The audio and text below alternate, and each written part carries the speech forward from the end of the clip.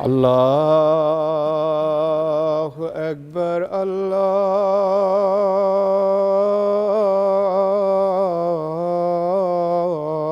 الله أكبر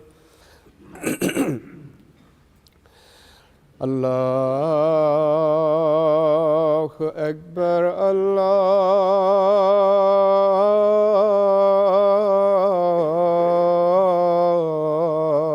الله أكبر أشهد أن لا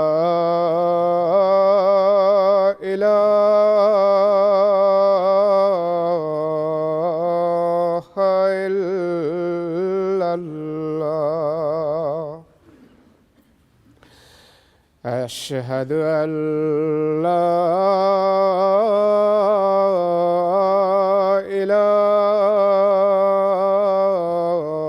إله إلا الله أشهد أن محمدًا رسول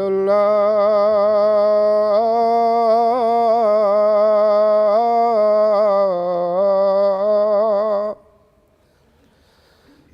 أشهد أن محمدًا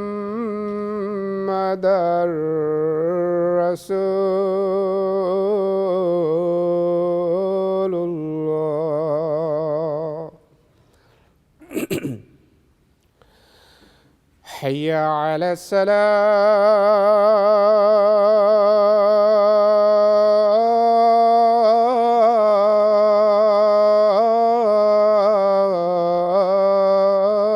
الصلاة حي على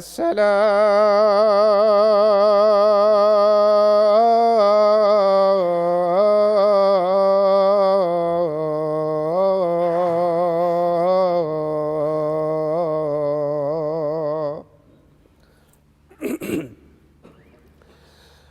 حي على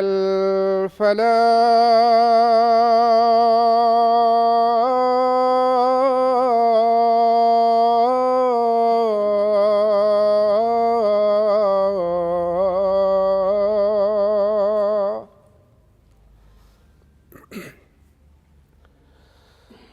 حي على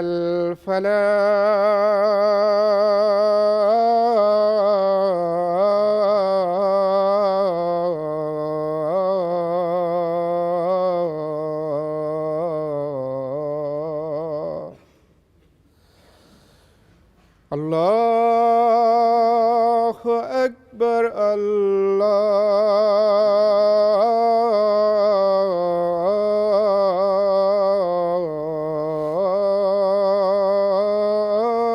الله أكبر لا إله إلا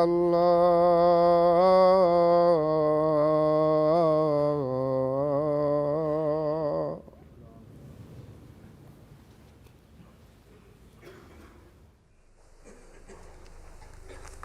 السلام عليكم ورحمة الله.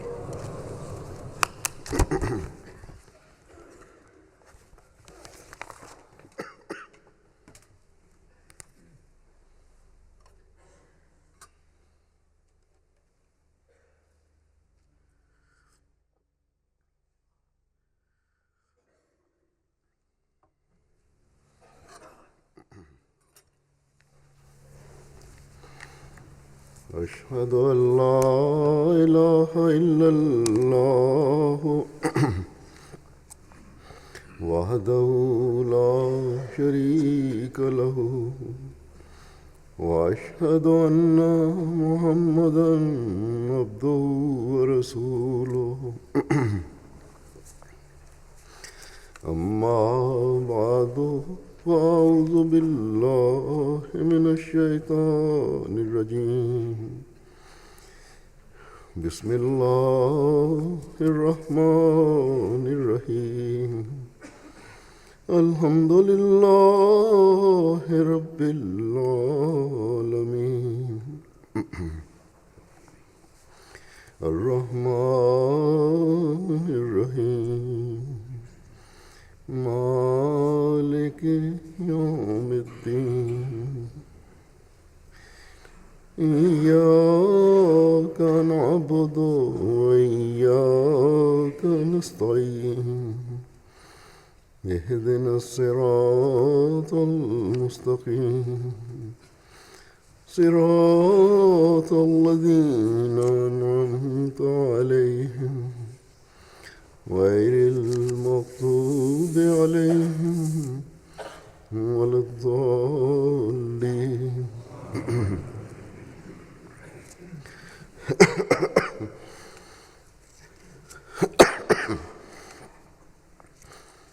آج بنگلہ دیش کا جلسہ سالانہ شروع ہو رہا ہے.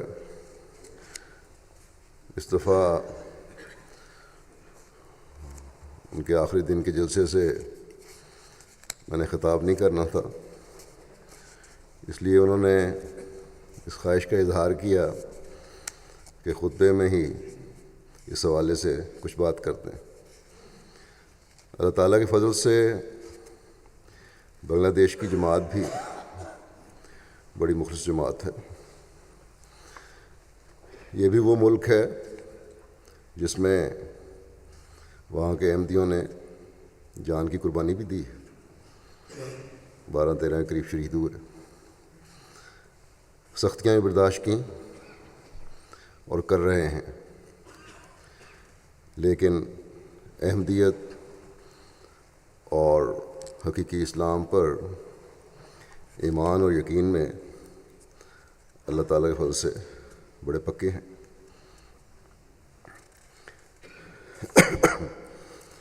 اللہ تعالیٰ ان کے ایمان اور یقین میں ہمیشہ اضافہ کرتا چلا جائے.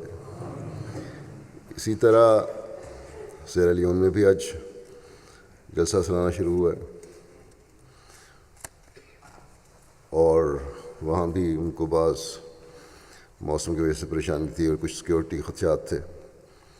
انہوں نے بھی دعا کا کہا اور جلسے کو ہر لحاظ سے بابرکت ہونے کے لیے کہا. اللہ تعالیٰ اس کو بھی بابرکت فرمائے.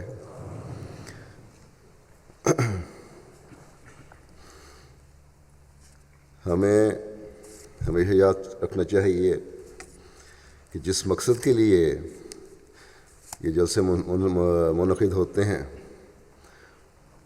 اس مقصد کو کی روح کو ہم سمجھنے والے ہوں اور پھر حاصل کرنے والے ہوں، چاہے وہ دنیا کے کسی ملک میں ہیں، بنگلہ دیش میں یا سیرا لیون میں یا افریقہ کہیں یا کہیں اور بھی. اور وہ مقصد کیا ہے؟ وہ مقصد وہ ہے جسے حضرت مسیح موعود علیہ الصلوۃ والسلام نے مختلف اوقات میں جلسے کے حوالے سے بیان فرمایا. مجھے امید ہے کہ جلسے کے افتتاح کے موقع پر بنگلہ دیش والے بھی سیرا لیون والے بھی اس بات کو سن چکے ہوں گے، حضرت مسیح موعود علیہ السلام کے اقتباسات کو. دنیا کے ہر احمدی کو ہر وقت یہ مقصد اپنے سامنے رکھنا چاہیے، کیونکہ یہ صرف 3 دن کا مقصد نہیں ہے، بلکہ ایک احمدی مسلمان کی تمام زندگی کا مقصد ہے.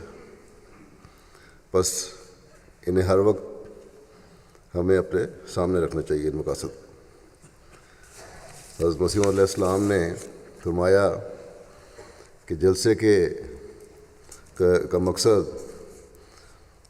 ایک یہ ہے کہ زہد اور تقویٰ پیدا ہو.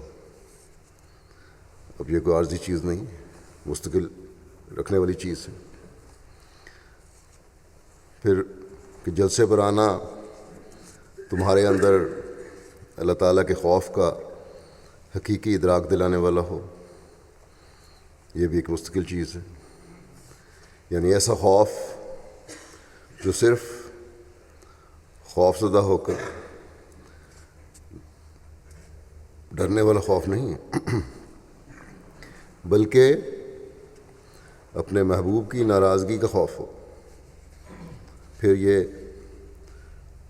کہ جلسے پر آنا اور روحانی ماحول ایک دوسرے کے لیے دلوں میں نرمی پیدا کرنے والا ہو، اللہ تعالیٰ کی محبت کو حاصل کرنے کے لیے ایک دوسرے سے محبت میں بڑھنے والا ہو، آپس میں ایسا بھائی چارہ پیدا ہو جائے جس پر دنیا رشک کرے کہ ایسے نمونے ہی حقیقی اسلامی تعلیم کا اظہار ہیں۔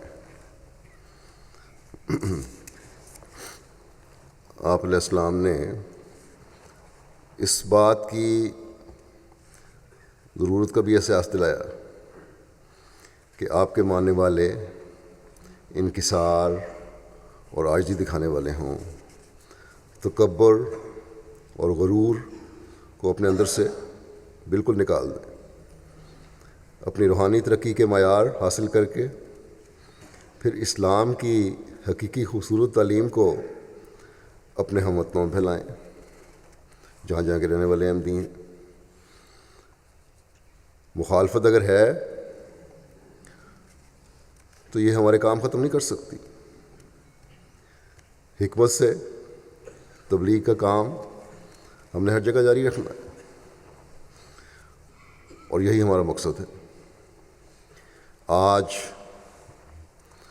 جب کہ اسلام کو ہر جگہ بدنام کیا جا رہا ہے، خود مسلمان ممالک میں مسلمان کے خون کا پیاسا ہے، اور مسلمان کے عمل اسلام کی تعلیم سے دور جا چکے ہیں۔ ایسے میں ہم احمدیوں نے ہی دنیا کو اسلام کی خوبصورت تعلیم سے آگاہ کرنا ہے، اور اس کے لیے سب سے ضروری چیز اللہ تعالیٰ سے تعلق پیدا کرنا ہے، اللہ تعالیٰ کے حضور جھک کر دعائیں کرنی ہیں، اپنے کاموں میں برکت کے لیے اللہ تعالیٰ سے ہی مانگنا ہے، اور پھر اپنے عملی نمونے حسن اخلاق کے بھی قائم کرنے ہیں، تاکہ دنیا کو نظر آئے کہ اگر اسلام کی تعلیم کے مطابق عبادتوں کے اعلیٰ معیار دیکھنے ہیں تو احمدیوں میں دیکھو، اگر اسلام کی تعلیم کے مطابق حقوق العباد کے اور حسن خلق کے اعلیٰ معیار دیکھنے ہیں تو احمدیوں میں دیکھو۔ بس یہ جلسہ کوئی 3 دن کے لیے احمدیوں کو جمع کر کے دین کی باتیں بتانے کے لیے نہیں، یہ صرف اس لیے ہی منعقد نہیں ہوتا، بلکہ اس لیے منعقد کیا جاتا ہے کہ اس ماحول میں رہ کر، یعنی ان 3 دنوں میں جو ماحول بنتا ہے اس میں رہ کر اپنے زنگ اتاریں، دلوں کے زنگ اتاریں۔ اعتقادی لحاظ سے بے شک بہت مضبوط ہیں یہاں کے رہنے والے احمدی، اور جیسا کہ میں نے ذکر کیا اس کے لیے بنگلہ دیش کے احمدیوں نے جانیں بھی قربان کی ہیں، لیکن اللہ تعالیٰ ہم میں سے ہر ایک سے یہ چاہتا ہے کہ اسلام کے اس نشت ثانیہ کے زمانے میں اپنی عملی حالتوں کو بھی اعلیٰ معیاروں پر لے کر جائیں۔ نمازوں کی پابندی اللہ تعالیٰ کے بتائے ہوئے طریقے کے مطابق کریں، اپنی نمازوں کے اندر نمازوں کی روح کو قائم کرنے کی کوشش کریں۔ اس بارے میں گزشتہ 2 خطبات میں بڑی تفصیل سے بیان کر چکا ہوں۔ حقوق العباد کی ادائیگی اپنی تمام تر صلاحیتوں کے ساتھ ادا کریں، جیسا کہ ذکر ہوا جلسوں کے مقاصد میں ایک مقصد زہد اور تقویٰ پیدا کرنا۔ تقویٰ کے بارے میں وضاحت فرماتے ہوئے ایک جگہ حضرت اقدس مسیح موعود علیہ الصلوۃ والسلام فرماتے ہیں کہ تقویٰ کے معنی ہے کہ بدی کی باریک راہوں سے پرہیز کرنا۔ بدی کی باریک راہوں سے پرہیز کرنا، مگر یاد رکھو نیکی اتنی نہیں کہ ایک شخص کہے کہ میں نیک ہوں اس لیے کہ میں نے کسی کا مال نہیں لیا، کسی کو لوٹا نہیں، غصب نہیں کیا، کسی کے حقوق غصب نہیں کیے، نقب زنی نہیں کی، چوری نہیں کرتا، بد نظری اور زنا نہیں کرتا۔ ایسی نیکی عارف کے نزدیک ہنسی کے قابل ہے، یہ کوئی نیکی نہیں ہے، یہ تو مذاق ہے، کیونکہ اگر وہ ان بدیوں کا ارتکاب کرے اور چوری یا ڈاکہ زنی کرے تو وہ سزا پائے گا۔ بس یہ کوئی نیکی نہیں کہ جو عارف کی نگاہ میں قابل قدر ہو، بلکہ اصل اور حقیقی نیکی یہ ہے کہ نوع انسان کی خدمت کرے اور اللہ تعالیٰ کی راہ میں کامل صدق اور وفاداری دکھلائے اور اس کی راہ میں جان تک دے دینے کو تیار ہو۔ اسی لیے یہاں فرمایا ہے کہ ان اللہ مع الذین اتقوا والذین هم محسنون۔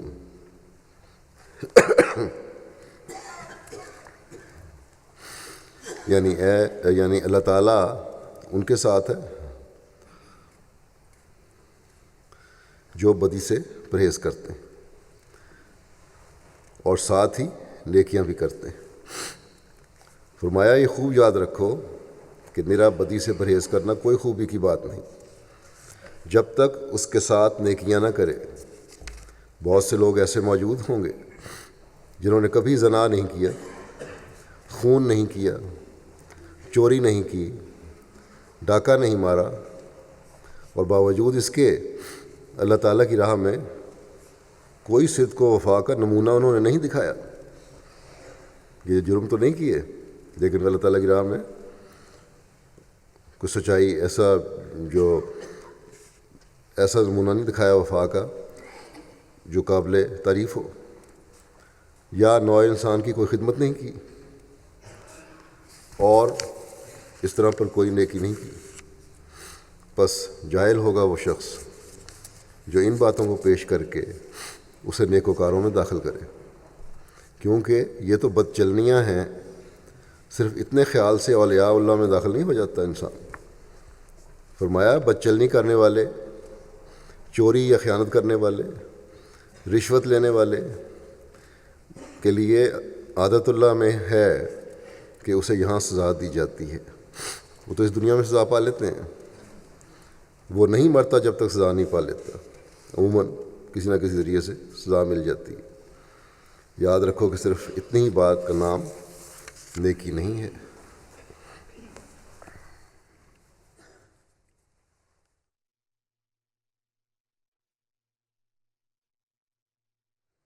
فرمایا کہ تقوی ادنا مرتبہ ہے، اس کی مثال تو ایسی ہے جیسے کسی برتن کو اچھی طرح سے صاف کیا جاوے تاکہ اس میں اعلیٰ درجے کا لطیف کھانا ڈالا جائے۔ اب اگر کسی برتن کو خوب صاف کر کے رکھ دیا جائے لیکن اس میں کھانا نہ ڈالا جائے تو کیا اس سے پیٹ بھر سکتا ہے؟ ہرگز نہیں۔ کیا وہ خالی برتن طعام سے سیر کر دے گا؟ یعنی خالی برتن سامنے رکھ دو تو تمہارا پیٹ بھر جائے گا اس سے بغیر کھانے کے؟ ہرگز نہیں۔ اسی طرح پر تقوی کو سمجھو۔ تقوی کیا ہے؟ آپ نے فرمایا تقوی کیا ہے؟ فرماتے ہیں کہ تقوی تو صرف نفس امارہ کے برتن کو صاف کرنے کا نام ہے۔ نفس امارہ وہ ہے جو ہر وقت برائیوں پر ابھارتا رہتا ہے انسان کو، اور کوئی شرمندگی نہیں ہوتی برائیاں کر کے۔ اس لیے تقوی یہ ہے کہ اس جو نفس امارہ کا برتن ہے اس کو صاف کرو، اور نیکی وہ کھانا ہے جب یہ صاف ہو گیا، برائیوں سے اپنی بچنے لگ گیا، یہ تقوی کی ابتدائی چیز ہے، تو پھر اس میں کھانا ڈالو اس برتن میں، اور وہ کھانا وہ ہے نیکیاں جو اللہ تعالیٰ نے بتائیں، جس میں اللہ تعالیٰ کے حق بھی ہیں اور بندوں کے حق بھی ہیں۔ فرمایا کہ نیکی وہ کھانا ہے جو اس میں پڑتا ہے، اور جس نے اعضاء کو قوت دے کر انسان کو اس قابل بنانا ہے کہ اس سے نیک اعمال صادر ہوں۔ اب نیکیاں کرے، مسلسل کوشش کرے، اپنے جتنی انسانی طاقتیں ہیں اللہ تعالیٰ نے قوتیں دی ہوئی ہیں ان کو مضبوط کرے، اس لیے کہ اس سے اللہ تعالیٰ کی حق ادا ہو اور اس کے بندوں کے حق ادا ہوں۔ بنانا ہے اس سے نیک اعمال صادر ہوں اور وہ بلند مراتب قرب الہی کے حاصل کر سکیں۔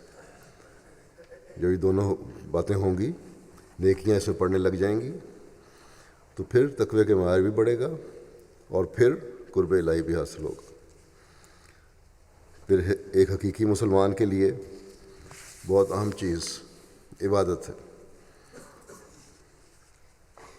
اس بارے میں کہ دعا کیا چیز ہے، عبادت کیا چیز ہے، کیا معجزات دکھاتی ہے عبادت اور دعا، اور کس طرح یہ کرنی چاہیے اور کیسی ہونی چاہیے، اور دعا کی حقیقت جاننے کے لیے کیا طریق اختیار کرنے چاہیے، اور پھر اس ذریعے سے اللہ تعالیٰ کا قرب کس طرح حاصل کرنا ہے، اور اس میں نماز کا پھر کیا کردار ہے، اس بات کو بیان فرماتے ہوئے ایک جگہ حضرت مسیح موعود علیہ السلام فرماتے ہیں کہ دعا وہ اکسیر ہے جو ایک مشت خاک کو کیمیا کر دیتی ہے۔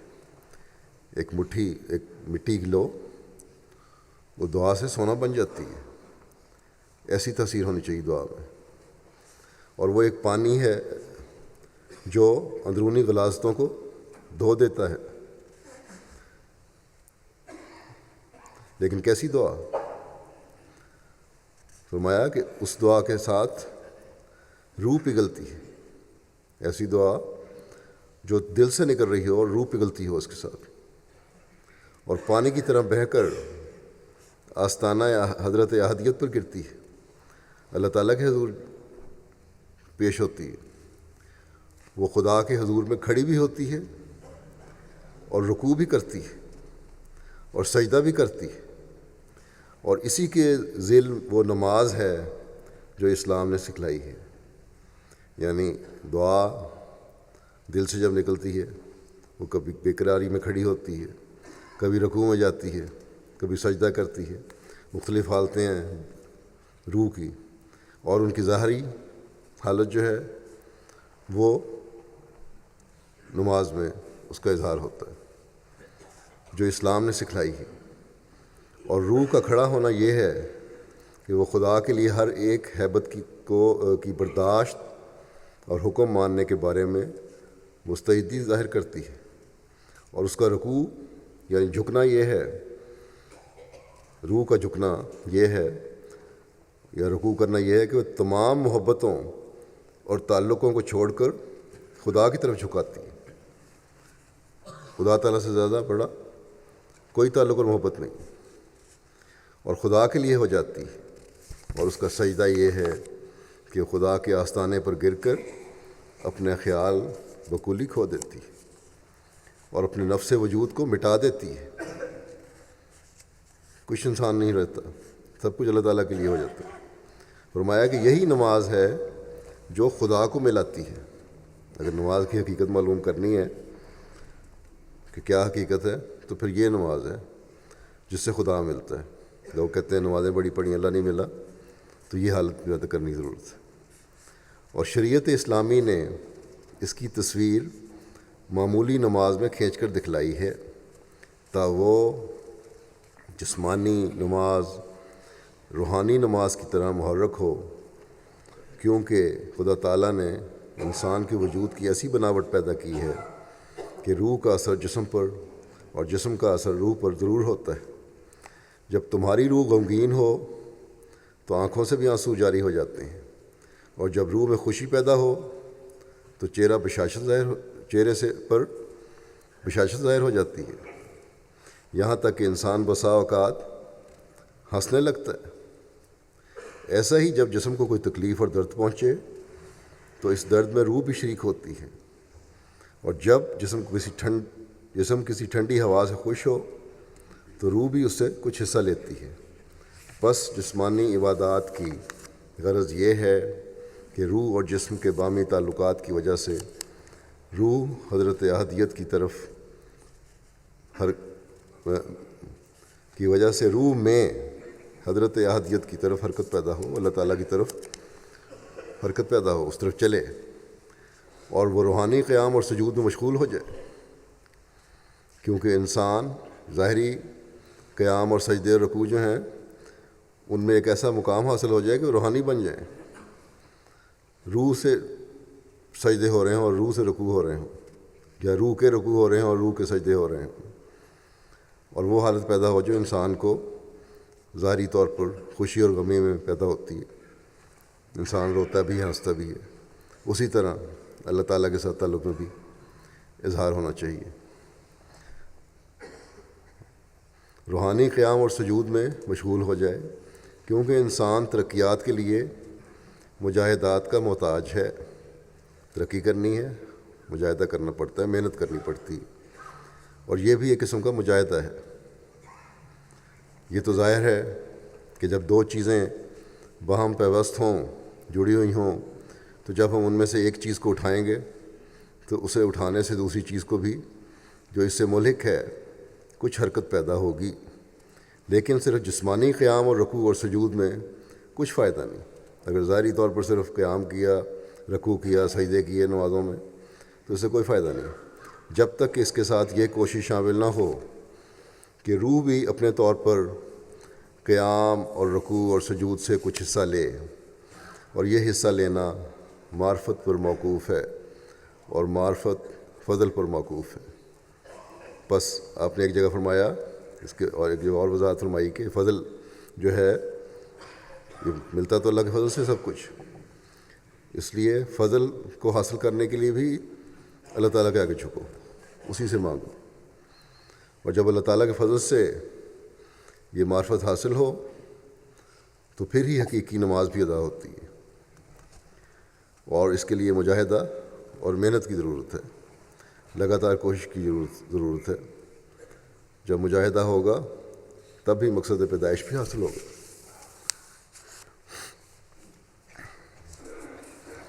تقوی اور حقیقی باتوں کی تکمیل اس وقت ہوتی ہے، جیسے پہلے بھی ایک اقتباس میں بیان ہو گیا ابھی، کہ دو چیزیں ہیں، اللہ تعالیٰ کے حق اور بندوں کے حق،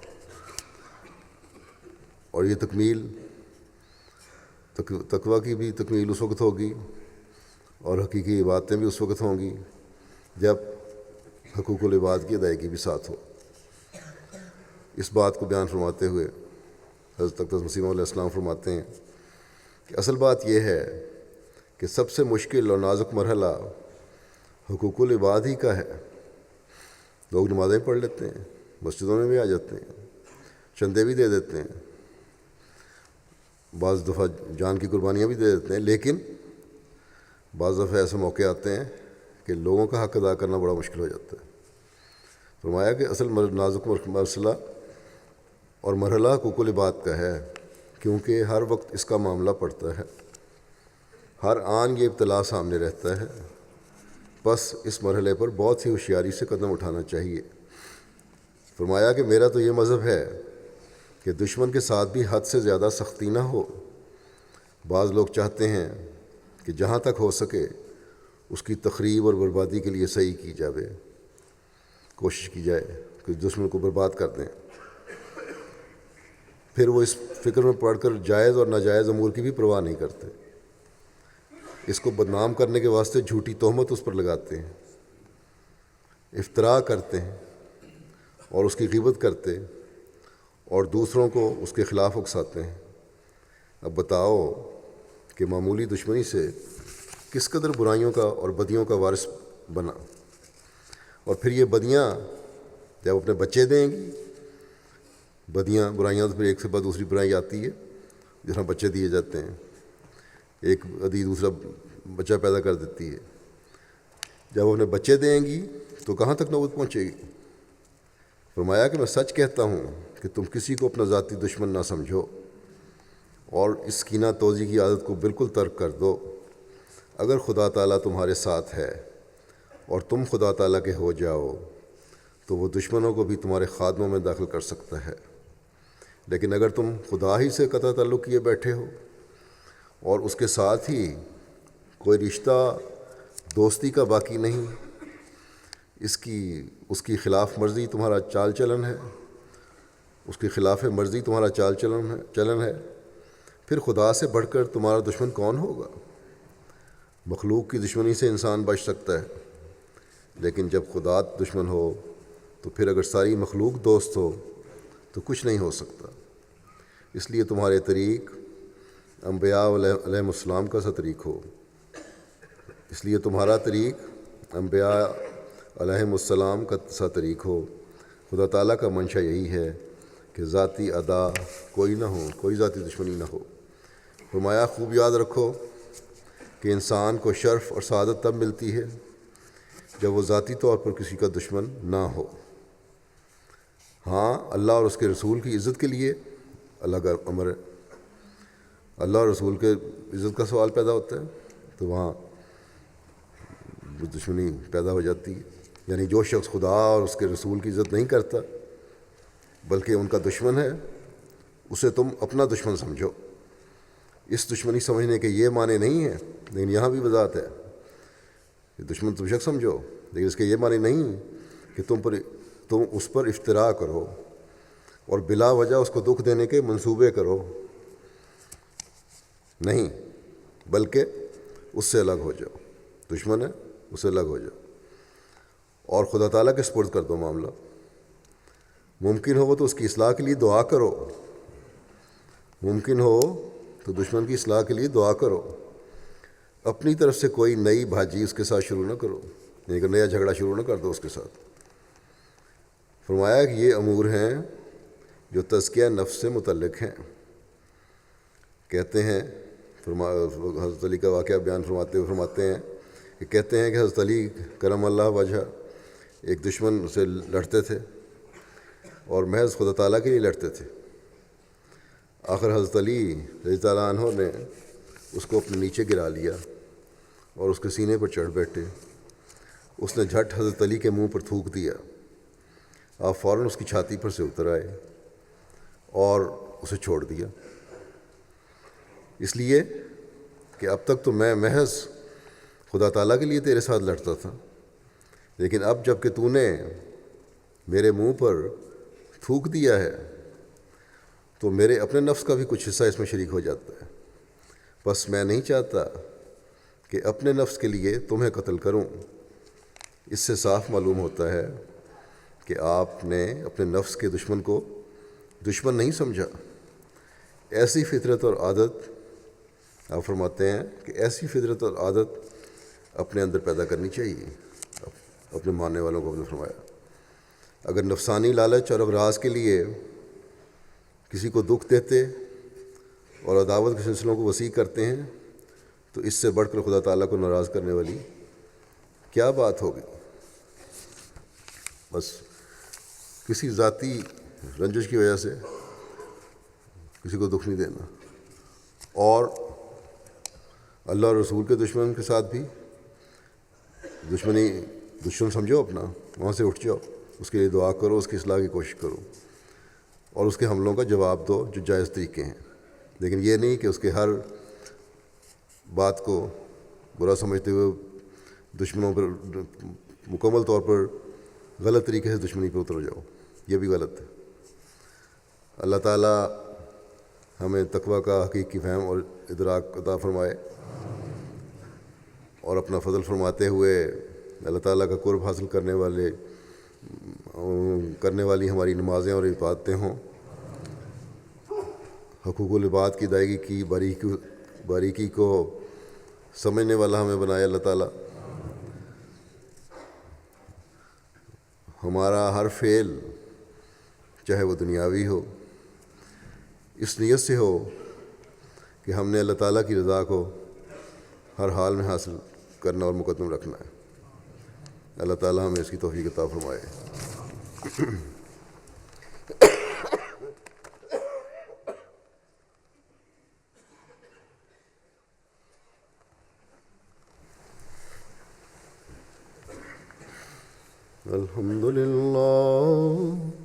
الحمد لله نحمده ونستعينه ونستغفره ونؤمن به ونتوكل عليه ونعوذ بالله من شرور أنفسنا ومن سيئات أعمالنا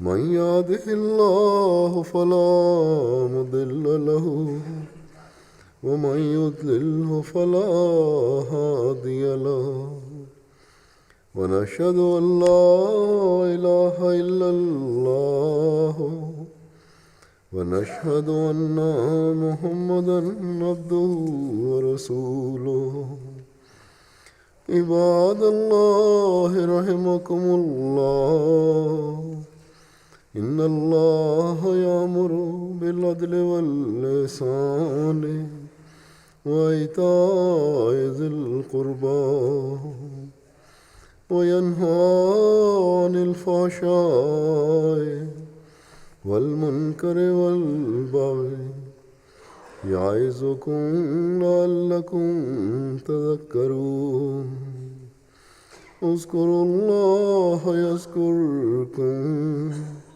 وادعوه يستجب لكم ولذكر الله أكبر